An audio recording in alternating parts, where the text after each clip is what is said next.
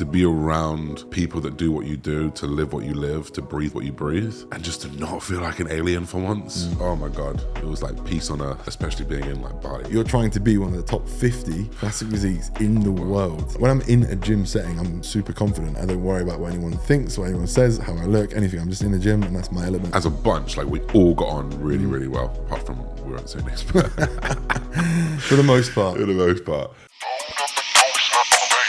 Perfect.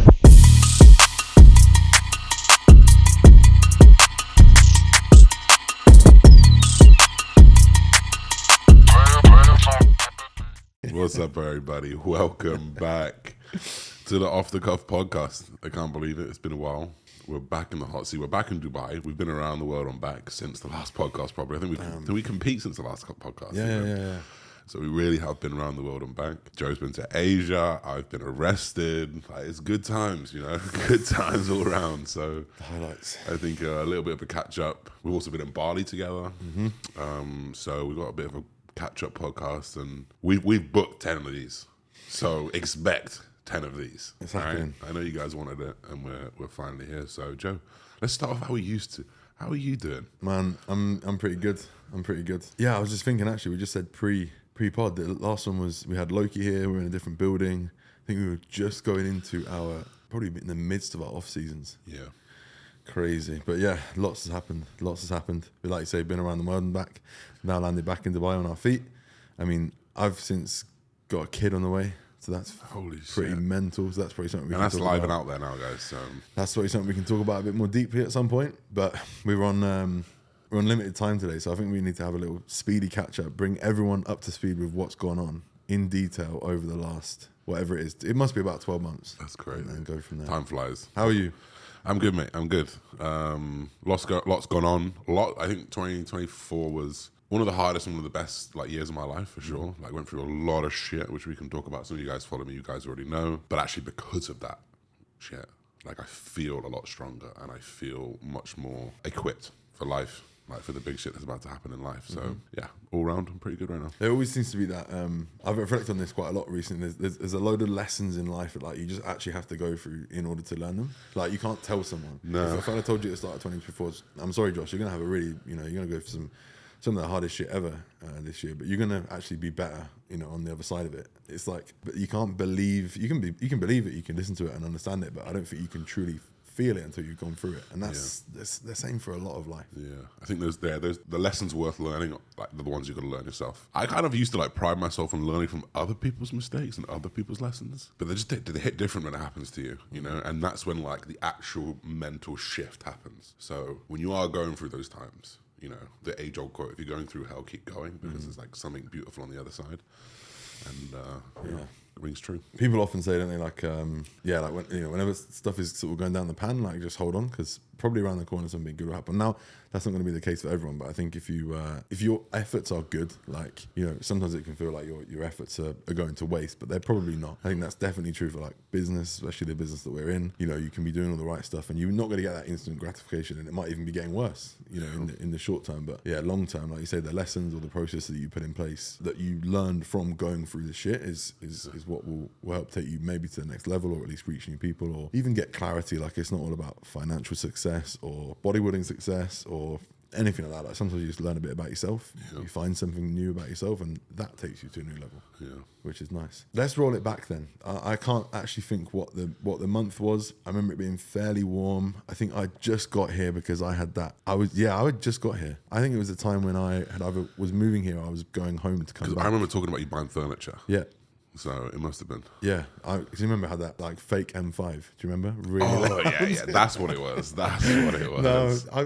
So I was staying in Business Bay. I'd been around a few places, stayed in a few places, trying to work out where I wanted to live. Obviously, eventually ended up in Creek, which is, to anyone who's moving to Dubai, because however many millionaires left the UK last year. Very, very many. And I'm sure more people are thinking about moving here. We can both say hand on heart, I think. And obviously, it's the only place I've lived. You lived in JVC as well. But we've been about Dubai. I think Creek is just levels above. Yeah.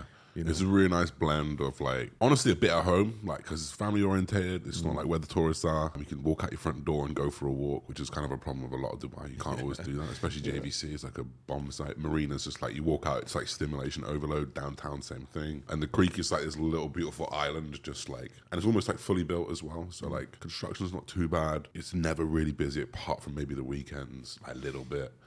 For us, obviously, we train in Dungeon, so it's 15 minutes door to door, maybe even less sometimes. It's a nice little spot, especially when we live our life. Like, sure, we like good food, we like to eat out, but that's not happening every day. It's happening once a week, maybe. Yeah. You know, so for us, like driving 20, 30 minutes to go for a nice meal, it's no big deal. If I was doing it every day, all right, maybe I want to be a bit closer in the mix, but it's a really good balance, actually. Yeah, it's super nice. Like you say, kind of homely, family oriented. You can, I don't think I can understate that, what you said about just being able to walk out and go to a coffee shop or a supermarket or a small grocery store, like, or even a restaurant. There's plenty of restaurants there as well. Like, that is not common for Dubai. That's not what happens. Like, a lot of it is you have to drive at least 10 minutes to get from area to area. So yeah, incredible place. So we both moved in. Well, we've both been living there now for... I got there in October. Yeah. So you've been there since October. I've been there since... Well, yeah, since Nearly a full year, right? You just paid the next round. Yeah, so in a month, I will renew my contract and we'll stay there for another year, which is cool. We had the first experience of the Dubai summer. That was pretty hideous. You obviously got out early. Got out early. We were there until July, which was absolutely baking. I think the day we left was, I think, the 12th or 13th of July, and it was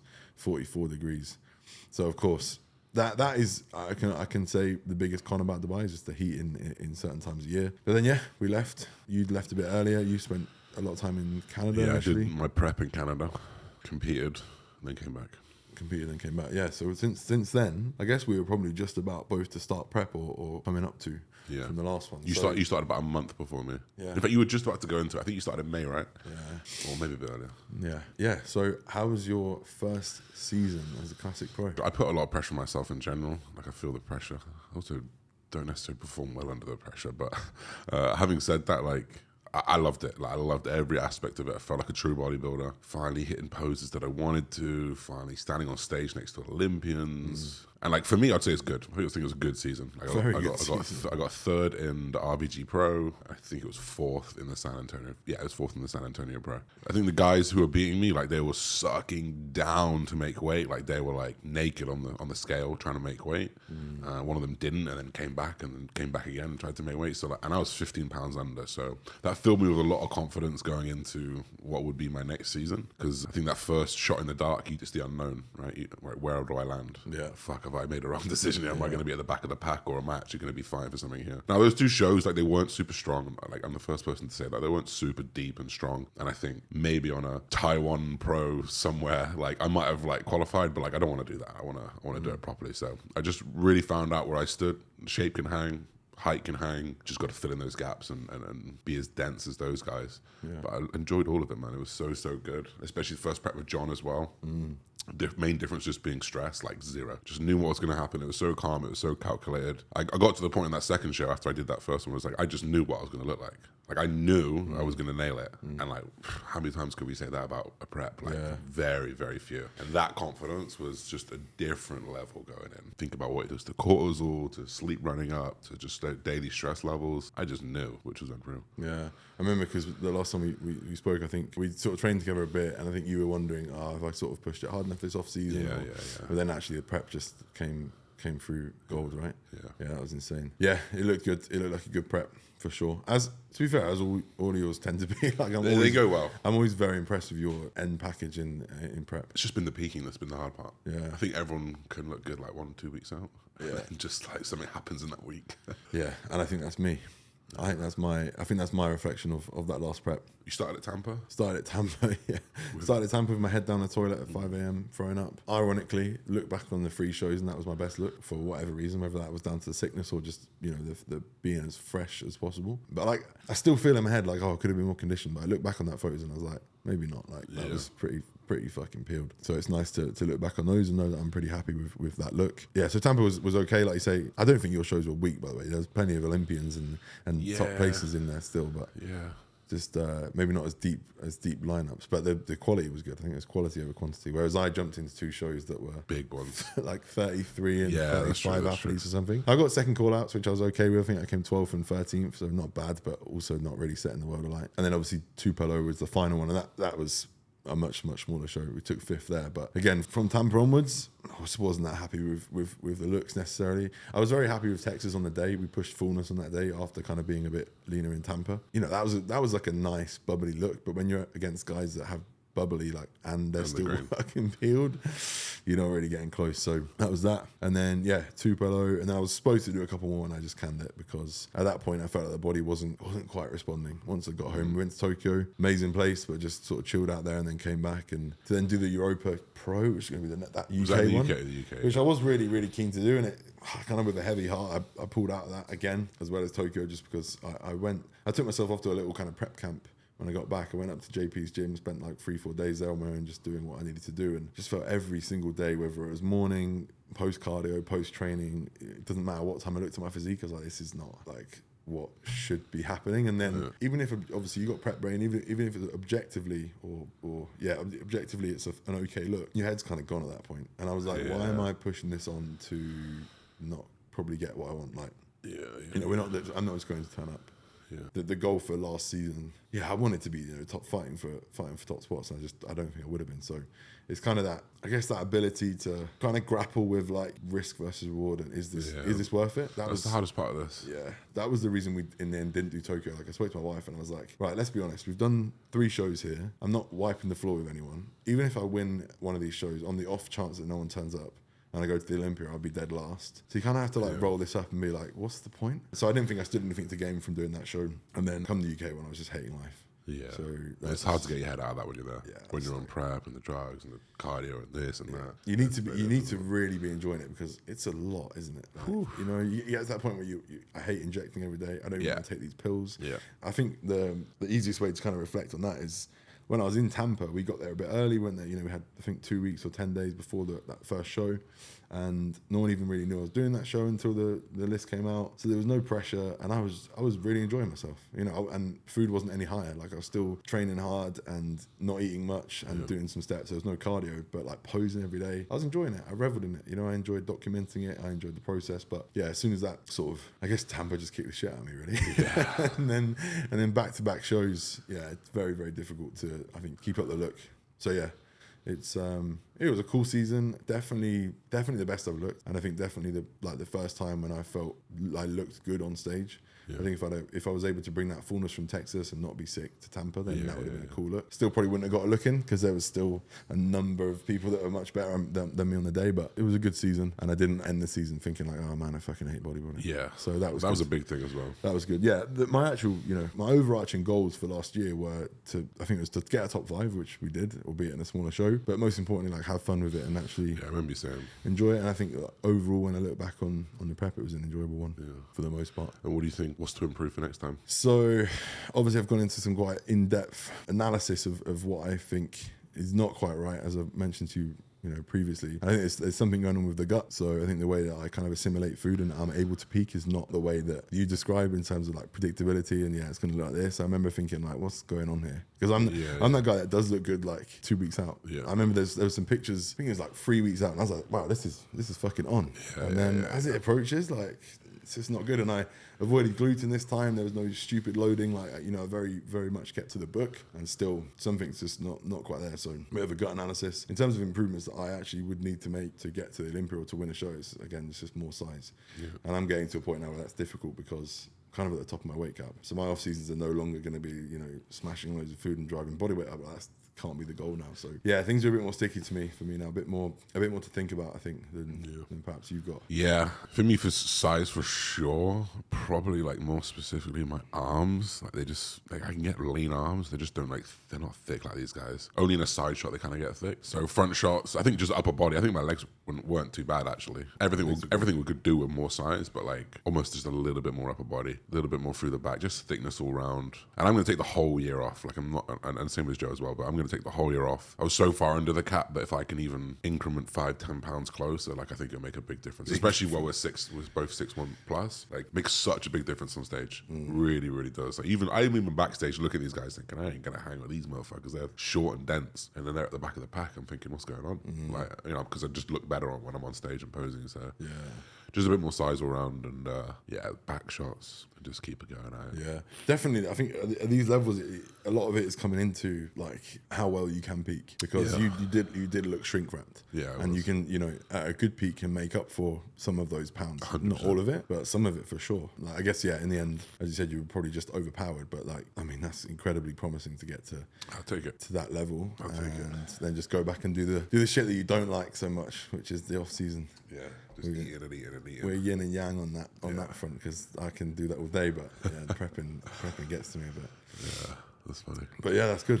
So that's a prep roundup, and then back to Dubai. Yeah, then we floated around. I floated around for a little bit. Came back to Dubai mid October. Kind of just got my head down into an off season, as did you. I think maybe a little bit later actually. Had the hair transplant. Oh yeah, the hair transplant. For the hairy T. So we're currently at, 10 weeks. So it's not looking great. This is a pretty shitty phase. But yeah, I had to kind of hold back a little bit, because there was no point me starting pushing up until that was done. And then I had that like 3-week recovery period. A lot of people asked how I managed training. Well, I just didn't. Like, I just rested. And actually that forced rest was kind of nice. Yeah. I remember thinking while I was resting, or in the lead up, like the thing I was most anxious about wasn't the procedure, wasn't the pain. It was, how's my head going to cope with being forced to have 1 week where you do nothing. Yeah. Probably a second week where you can do a little bit, but then it's so fucking hot in Dubai that it's difficult to go out for a walk because you can't sweat. And then 3 weeks with no training. And I think after the third week, I came back in for a couple of sessions. That was all good. And then it's been fine. The funny thing I've always thought with, just on the hair transplant topic, is, it's the same with when you watch someone go through a fat loss phase or through a prep. You think it happens like that. Yeah.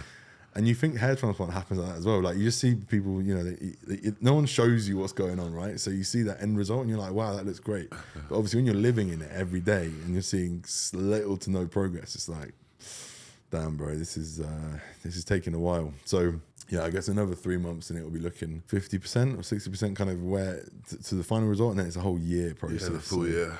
And then we bring back Lion Locks Brightman. We'll see. I don't know, man. I don't know. I'm not sure, but I'm not sure of my how confident I am with the final result, but we'll see. For now, we just wear hats and have a buzz cut, and it is what it is. The good news was, it didn't look that bad with a shaved head. I didn't love it, but If in doubt. If in doubt, just shave the head. So yeah, that was the hair transplant, and then into off season from them. But it's gonna have to be a tight one for me. And also, I've kind of been open about this. Like, I still have things to consider. I'm kind of proceeding as if I will prep, but of course there's a little Brightman or a little Bright woman on the way due in July. So that may well change life more than, is fathomable to keep doing 100%. Keep doing a prep. That's something that I have to consider quite deeply, and that I'm going through at the moment. I'm just thinking, I'm now doing that overall risk to reward ratio of for sure. How much is this worth it for me? I mean, when you see that little life that you made in your hands. I just think, I can't help but think that I'm going to be like, why does all this matter? Yeah, this is my new North Star. This is this is it now. So yeah, I'm not overly bullish on the rest of my competitive career, but we'll see. We trained with Cal the other day, and being really frank, when we were training and talking about some of the guys coming up, I just thought, we're not those guys anymore. Like, we've fucking been around the block. Like, thinking about like Jack Eagles and Joyce Semar, for example, and even like the German guy Luca. These guys are like 22, 23, and they're walking into Olympias. For sure. I'm 31 and I'm not walking into an Olympia for a lot of restriction and monetary expense. Competing around the world is not cheap. So there's a lot of things sort of flying around for me at the moment. Just thinking like, is this worth it? For sure. It might be the time to reconsider. But yeah, that's where we're at now. For now, the priority is get my hair back and go from there. Yeah. No, that's nice. I think just something to take for people to take there is like, this has been our entire identity for 10 years. Yeah, man. 10 years. So to have these types of conversations, like, it's difficult. It's very difficult because you're just giving up an identity. Yeah. Hopefully, like, to step into a new one, so it's a little bit easier. But yeah, I think it's something that a lot of bodybuilders will suffer with. A lot of people who commit to a goal, commit to a sport, commit to anything, or a business, anything, like, it's difficult to shift away from that when it's been your entire identity. But 100%. 100%. You kind of have this arbitrary target in your head of like, Olympia, right? And part of me wonders, like, I have to reflect back on my applications to each prep, and whilst it still goes above and beyond what most people do, like 99% of people aren't doing that, but unfortunately at this level you're competing with the not even 1%, like it's the half or the 0.25% to the top. You're trying to be one of the top 50 classic physiques in the world. In the whole world. That, I don't even know what percentile that is, right? So it is fine margins. It's either elite genetics like elite genetics, and I'm talking not elite to the point of like, yeah, I have good structure and shape and I can put muscle on, but elite genetics. Like we were talking about Niall the other day, right? Yeah. Cal was training with us and he was talking to us about Niall's prep, and the guy takes half the gear we do, half the gear, eats more food, Half the does gear. less cardio. half the gear, double the food. Yeah, stronger than us. And stronger and looks better. So it's when that it might be might sound like a bit of a maybe defeatist mindset, and I'm sure there are guys on that Olympia stage that don't have it too easy as well, but it's one of them ones, man. You have to really consider, like, for me anyway, now especially, obviously with something that is, in my opinion, objectively more important, a whole life awaiting me, is a big decision. And of course, this whole game doesn't come without sacrifice to the people around you, to perhaps life in general. And it really, like, it's for some people it's just fucking worth it, and I take my hat off to those people. But for someone who's questioned it for so long, like, I've already stepped away once and came back.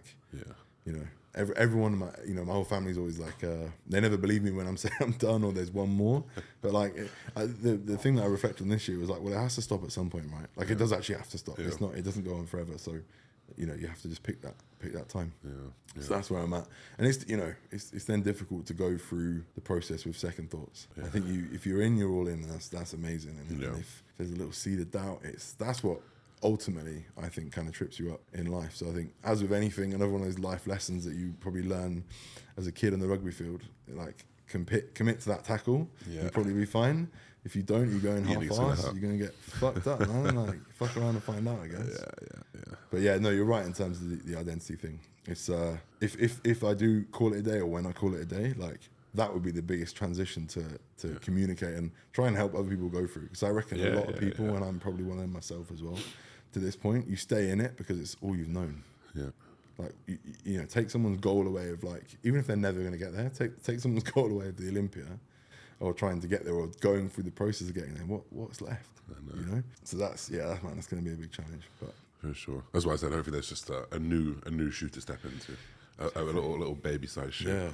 Yeah, exactly. That'll make it a bit easier. Exactly. In fact, one thing that's something to ask, because you've kind of changed your opinion on that over the years. Yeah. What's your thought process with a little Bridgman? Yeah, a little Baba Bridgman. So I was kind of against it for a while. I think I've naturally been a pretty selfish guy. Like, I've always been like, my goals, my life, need to build this.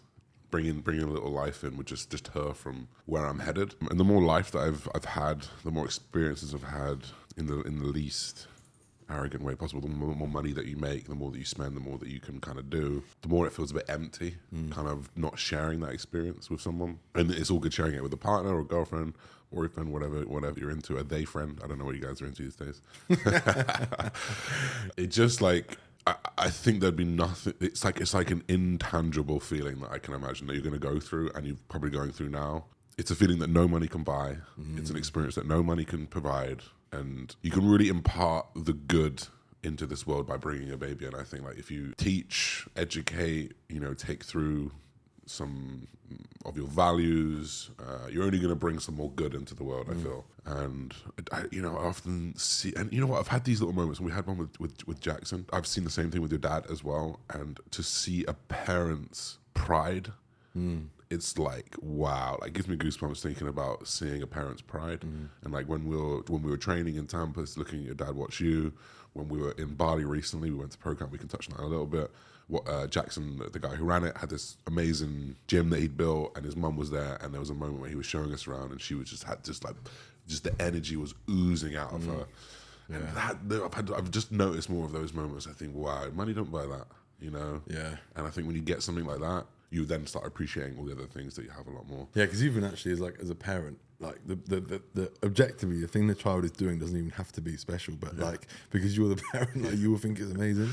Yeah, it's so fucking true, man. Like, yeah, I've not really, like, deeply thought about it too much, which probably sounds really, really weird, but that's just because my wife is currently 18 weeks, so in 2 weeks she'll be halfway. And for me right now, all I can see really is a pretty large like bloat, but turning into a bump. Like she's definitely showing now. But for me, I'm just thinking, yeah, this is coming along, and we need to prepare for it. But yeah, I've not deeply thought about a lot of things. The things I'm thinking more about in terms of preparations are like, I'm just hyper aware that kids are hyper aware and like sponges, right? So I'm really, really keen that any of my bad behaviors, I mean bad, even, and there's a very low bar for bad, but like being on your phone when you should be like concentrating, or when you're chilling out, you're on your phone. Like even things like that, like I don't want them to see, I don't want me to be texting on my phone all the time or scrolling through Instagram. I don't think they're good behaviors to try and influence someone with. So things like that I'm thinking about a lot. Even like how I talk to myself as well. That's something I need to do a lot better at. But I saw I listened to a podcast about parenting. No, it's a book actually. It's a book about parenting and like how you speak to yourself. If it's negatively, like your kid's going to pick up on that, and guess what? They'll do the same thing, and that's not good. So stuff like that, like you have to be really, really, it's not even like a good level of self-awareness, is like hyper self-awareness, I think. So things like that. And then obviously you've got all the fucking practical stuff like changing the nappy and whatnot. But yeah, I just think, as you say, money can't buy that. I just want to make sure that we're in a good position to do it, and we're comfortable, and we don't worry about anything, which should be fine. I always hear like that the dad's experience is gonna hit later. For the mom, like it's there, you feel it. It's with them for 9 months before, like they've already got an attachment to it. Yeah. Whereas for you, I might feel the kicks every now and again when it comes. Kiss the belly a little bit, but like really, it's like it's not really anything. You're still kissing your wife. Yeah. But when that little baby comes out, it looks at you, his little googly eyes. I think that's kind of what happens. That's what my dad always told me. He's like, yes, and especially those when the baby is like completely in need, like useless without the mother, those first months. But when that stops happening, and they can kind of get away from the mom, and then you can start holding it for a few hours. At that moment, you're gonna be like, okay, then maybe you'll feel it a bit more then. Yeah, I think so. I've spoken to a few like new dads recently who've like they just say words can't describe it. It's incredible. It's like nothing you've ever felt before, and indescribable. So yeah, I see why your perspective has changed. I always feel confused when people tell me they don't want kids. What? Like, why? What are you on this planet for then? And I guess it's I want to enjoy my life, and that's fair enough. But I do think that your life will not be, at least, well, no, I don't think your life won't be, or anyone, but like my life would be incomplete if I didn't conceive or have a kid. And again, a lot of people have asked me about that, like, what happened? Can you give us the protocol? I'm afraid to say it. I cannot. Ryman's a strong swimmer. This was unexpected, unplanned. It was always in the. Were you on cycle? Yeah. Well, I was cruising, so 150 milligrams test. That was it. No HCG, no HMG, no. And crazy things have happened after 5 years of steroids. Yeah. So my mind's blown at that, and I feel relieved. Incredibly relieved, because that's always been. Yeah. Back always. Even worse than losing my hair would be to not be able to have kids. Yeah. So I'm very relieved and happy that I'm going to be a dad, which seems a weird thing to say, but am I ready? Is anyone ever ready? Yeah, would it be nice to have had the experience of being like, right, now we're going to start trying, and then maybe you get yourself in that mindset. But I think we've been super lucky, and for the life that I've led, I don't think I can pass up that opportunity. 100%. And that didn't even ever really cross my mind. So 100%. That's where we're at with it. Yeah. We got 10 minutes left. Yeah. So do we touch on Bali? Yeah. Let's go through program. It was your first experience, so my first experience. So for those of you guys who don't know, there's an experience called Pro Camp in Bali, Canggu specifically, or Parental, a little bit just north of Canggu, run by just recently turned pro IFBB pro Jackson Pios, and he invites 20, 21, 22 IFBB pros from around the world, 10 women, 10, 11 men, and we live in a house, live like bodybuilders, eat like bodybuilders, train like bodybuilders, and you'd like set it up so that you have like a team captain every day, so you learn from someone, right? So you have a different team captain every time you train.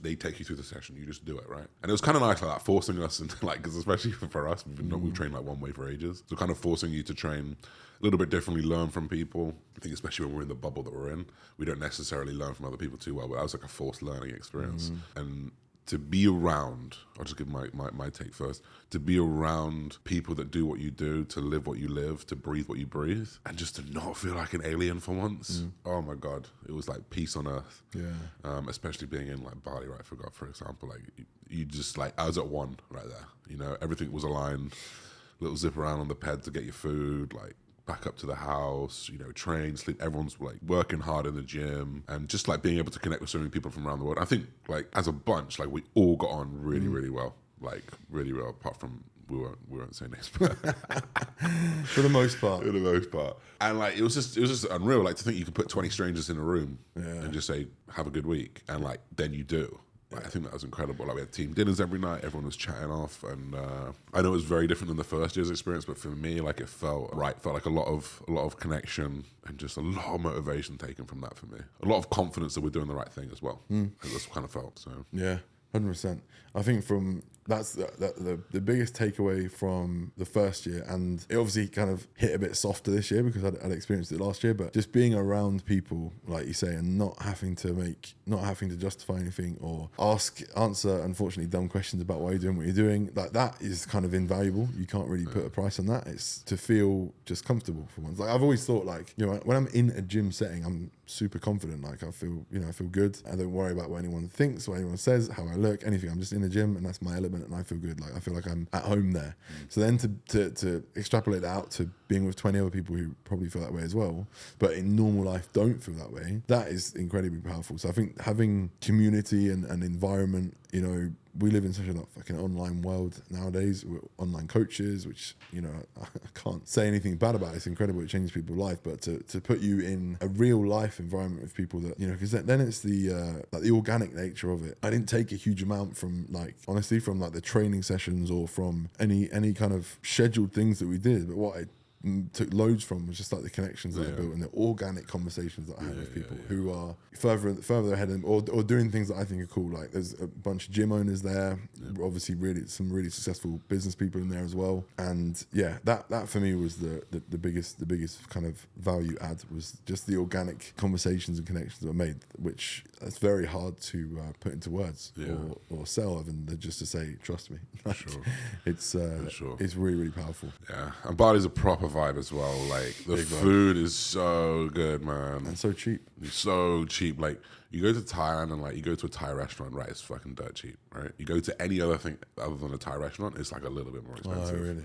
But like in Bali, like sushi, Indonesian food, pizza, whatever it is, like it's all just like pretty cheap and much higher quality. It's kind of like a combination, for me anyway, it was a combination of like Thailand and like Ibiza, like in the because I know they've got big clubs there, but not that we went to them, but in the aspect of like really nice restaurants, like really fancy, really like, you know, boho vibe, real cool places. So oh god, I could live there so easily. Apart from the heat. Yeah, I think that was something that I kind of thought about literally in the first few days we were there. I think I put it in my story. If I could roll back the years and I was like 20, I don't know, anywhere from 20 to 30, I mean, you know, there's lots of ways to make money online now very easily. You can do courses and help people build their businesses, or help people send out DMs. You can help people close, whatever. Like learn a skill, learn something, online coaching, you know, learn a skill and be able to service people online and go to Bali. Yeah, that's literally what I do. Yeah. Your cost of living is so low, you can make it through the floor. Yeah. It's a nice vibe. You're surrounded by lots of other people doing the same thing, because no one's working in an office there, right? There are no offices, so everyone there you're talking to is like a digital nomad. Yeah. So again, put yourself in that environment, have those conversations with people, and boy, like you will learn some stuff, I'm sure, whilst having very low stress, like nice environment life. Everyone's happy, everyone's positive, everyone's doing things or on holiday, so they're buzzing as well. So I think I think environment is invaluable. And I think that's the key word. And that's like one of the biggest reasons I came to Dubai, and it's like proved true. A little bit more stressful than Bali in Dubai, I'll give you that much. Yeah. But there's a level that you can get to on your own, and you will smash through that level when you've got other people around you doing the same thing. Just from conversation. Yeah. What are you doing? How do you run that? How does this work? What happens when this happens? Yeah. You know, me and Joe talk about like sales calls. We talk about DM tactics, not tactics, but DM conversations. We talk about all the different aspects that we have in our business, which just elevates us when we have that conversation. So you stick another 10 people in the room who are doing the same thing. One's making 10 times, 5 times, 2 times. One's making less. You're helping him, they're helping you, and it's like a chain to get to the top. Yeah. And environment, like, wow. Like, I think this trip and the last probably 7 or 8 months, you really realize, oh shit, it's like the people you surround yourself, you know, show me your network or show you your net worth. Yeah, it's huge. It's very, very true. It's huge. As I say, just that organic nature of things, not even the scripted stuff. Because you have to think the kind of, what is it, the 6 degrees of separation or whatever. Everyone, is that right? I got no idea. You know how like Never one heard of it. person's linked to 6 people and then they're linked to 6 people like that. You know, just one person at camp has probably learnt from an array of people, as have we, as have you. So now you've got 18, the best bits Okay, I of got like 18 brains in 3 conversations because you've learnt from each of you learnt from 6 different people. But yeah, that stuff's crazy. I just think if you can do something to get out there, like, just get out there, man. And we can round that with like, I know we've been talking a bit about environment to finish up. Like we want to do something like that. Yeah. We will do something like that to bring the listeners, bring people who followed us, bring people who are interested into an environment where you can network, you can share, you can learn, you can get educated. Let me finish with, because I actually put a little poll up about a potential location. So if I can pull that up, the location which got 59 responses in the end. That's decent. Yeah. Oh, wow, I did it 59. The viewers, sorry, 44% UK, 19% Dubai, 14% Europe, 24% Asia. All right, well, It's really impressive. So there may be one at home and maybe one away. yeah, we're thinking of doing something big. So just stay tuned. And I'm sure over these podcasts, as our ideas develop, we'll talk to you guys about it. And First meeting this weekend. first meeting this weekend. Cheers for jumping back on the podcast. Stick with it. We've got 10 Yeah, every week. Yeah, we pay for it, so we got to do it now. That's what we do. Just jump in the deep end and make sure we do it. We'll see you guys soon. Thank you for the support over the years, many, many years. And we're here to stay. We'll be back. Peace. See you later.